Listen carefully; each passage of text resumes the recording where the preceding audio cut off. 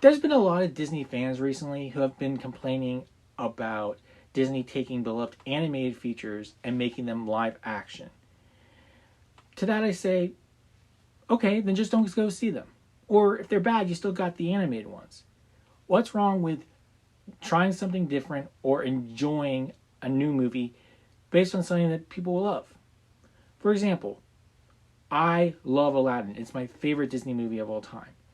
And yes, I was one of the skeptics when they said they were going to make it live action. Guess what? Now, I love that version.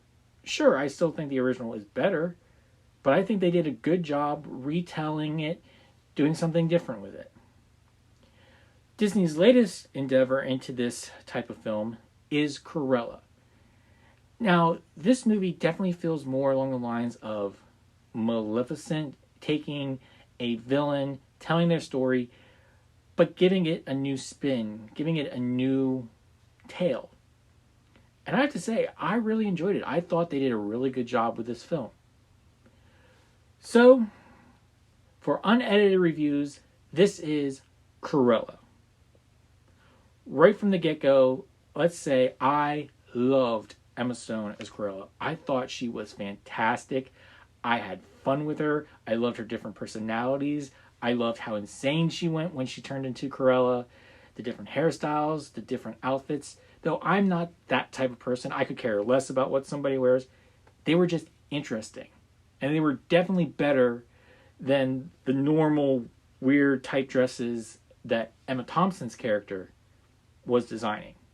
Again, I'm not a designer. I just know what I find to be interesting and unique. The plot for her was very well done, I thought. The characters that she interacted with, they worked. The biggest problem I had with it was early on they gave a really good reason for why Cruella would hate Dalmatians. And then halfway through the movie they just decide, okay, we're going to throw it out the window. Why?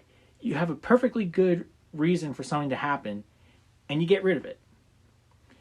So that's why I'm really happy that they're making a second Cruella movie, because I really am looking forward to seeing more of Emma Stone as Cruella, because I love her take on the character.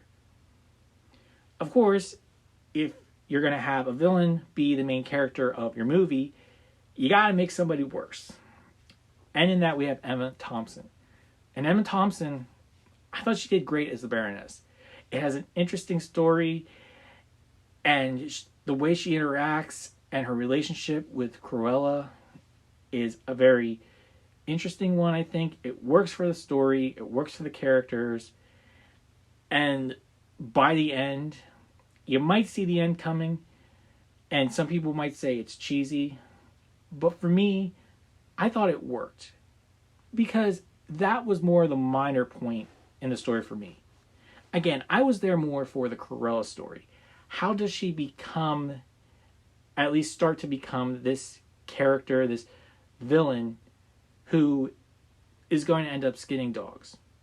Now, maybe they might take this in a different direction, because it's a different telling, it's a new era, they changed some things around, so I'm not sure how the sequel is going to work, but I'm actually kind of hoping that it's not really a 101 Dalmatians adaptation for the sequel, because I just don't understand how you get from the end of this movie to that movie unless something happens in between that causes this drastic change in her.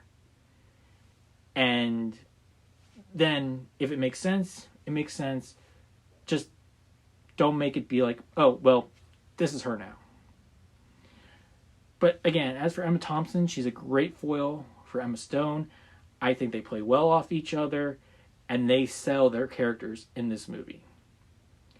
Then, of course, you've got Jasper and Horace, played by Joel Fry and Paul Hauser. These two characters seem, again, different than their animated counterparts. If any one of them is closer to that version, it's definitely Horace, because Horace definitely is the more bumbling idiot. He's the one that's focused on one goal at a time. He doesn't understand what's going on. He just follows orders, kind of like his animated counterpart does.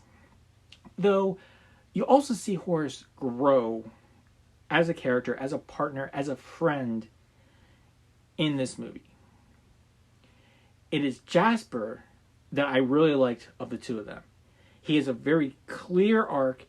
He's a clear-cut character in the sense that you know who this type of character is, but he has room to grow.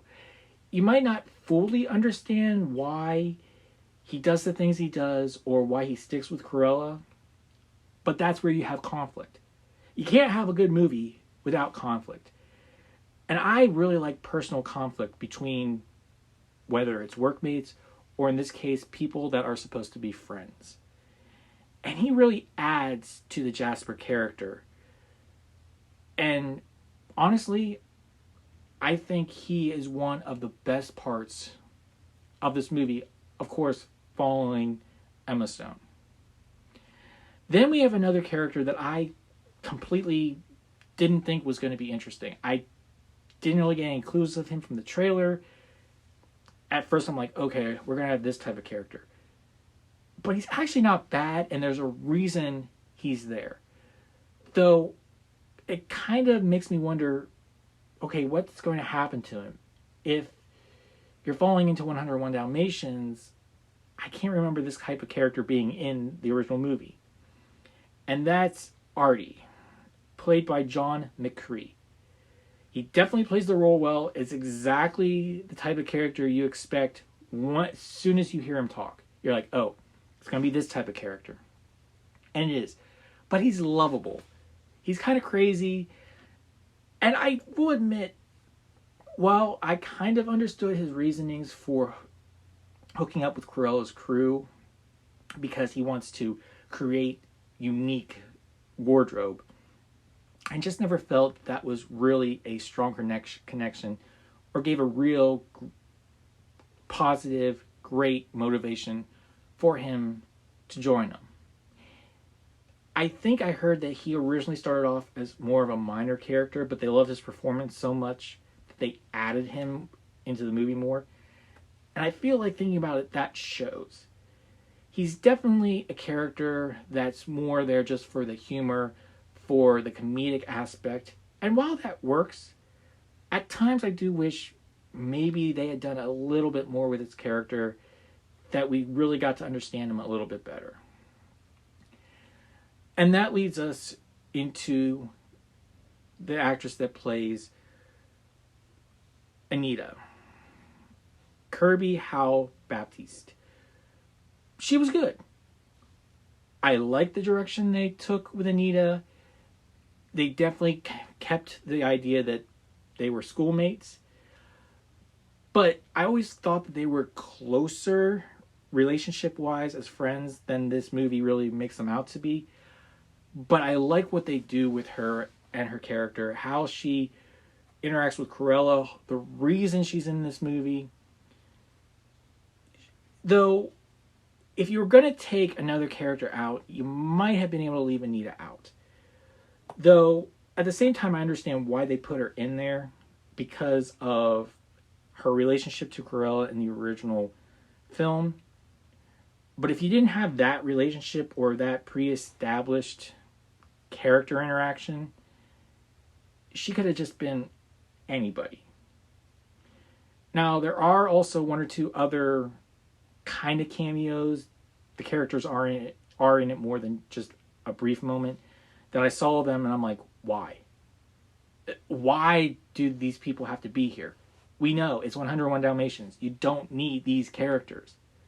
And the mid-credit scene, I think it was mid-credit, it might have been end credits, was totally unnecessary. It was amusing, but it was another one of those moments where it's like, hey, don't forget, this happens, or remember, we're part of this story. Yes, it was interesting, but it was unnecessary. Overall, I really liked the characters. I thought the story was fun. It was entertaining. Like I said, it was definitely better than Maleficent. It's an interesting twist on a classic Disney villain.